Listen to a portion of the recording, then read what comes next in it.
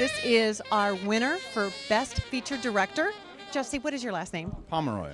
Jesse Pomeroy. I mean, this is your first film festival, your first award. I mean, okay, you're going to make this look easy. Well, maybe it's all downhill from here, or maybe it's all uphill from here. I don't know.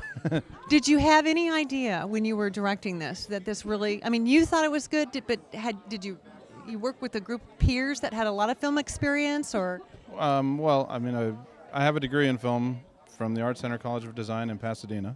I'm from Los Angeles, and I've been working in post-production, sound and related stuff for about 15 years. Made a bunch of short films, which have played festivals before, but this was the first feature. And 6 years ago, I started my own post-production sound company with the idea that we would hopefully be able to transition into making films, and this was the first one we got a shot to do. Now, you had that idea. What was the passion to go from a short to a feature? Oh, I always wanted to do features. It's just, it's cost-effective to do shorts, I guess, well, it takes so much time, it takes so much money, and then, all the people involved and everything. But the way we did World Full of Nothing, we shot it over 6 months on weekends. We used a lot of friends who were actors, a lot of family members, and the film is very first person, a lot of first person to camera interviews, YouTube. We're calling it the first serious film for the YouTube generation. It's sort of our little buzz line. So I mean, it was always the dream was always to make a feature. So. Okay. Was the story from this originally was a short that you made, or was this stand on its own? No, it was all standalone. It was inspired. If you remember, Lonely Girl 15, it was it was an internet phenomenon about 3 years ago. This film has been in the works for 3 years, and the idea, what inspired the idea was that Lonely Girl 15 was this girl on the internet on YouTube who was talking to people, confessing, and people thought she was real. Turned out she was it was a viral web TV show. And I took that idea and said, well, if somebody went online and did something really dastardly, and it started an epidemic, and that's the gist of our film, is that a suicide epidemic which keeps getting worse and worse and worse, and we see it through the eyes of a 15-year-old girl who then starts her own series of confessional video blogs, which piques the interest of a pedophile.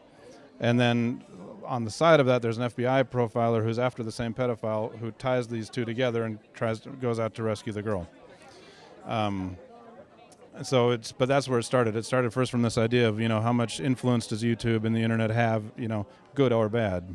And what has your personal experience been from that? I mean, are you getting any feedback? It's a very powerful story. Yeah. I mean, I think, actually, these guys here, I think really, I say it's the first festival. It's the first festival we've gotten into.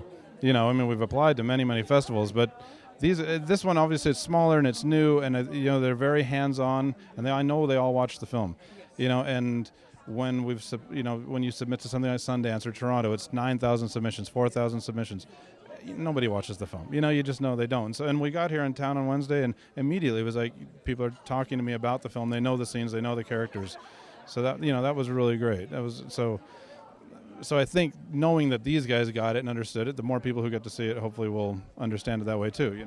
Does it inspire you to do more feature films? Oh, sure, yeah. I don't know if it'll always be this kind of film. This is a dark film. It's kind of a black comedy at times. It's irreverent. I could, maybe just do like a nice straight action film or something. I don't know. I kind of like all sorts of films. So. Well, we're so glad that you took the time to research the Naperville Independent Film Festival. And actually, part of that is from a friend of mine who's here with me. In 7th and 8th grade in Boise, Idaho. We were in class together. And over the 20-some-odd years in between, he's moved here. And he's the one who told me about the festival. And he's here with us tonight, actually sitting with us. And so that's been really great to reconnect. So the power of referral. Yeah, and Facebook. Well, Jesse, congratulations. We're so glad you made the trip from LA and that you shared this insight of this story. And we hope that you'll come back to the Naperville Independent Film Festival.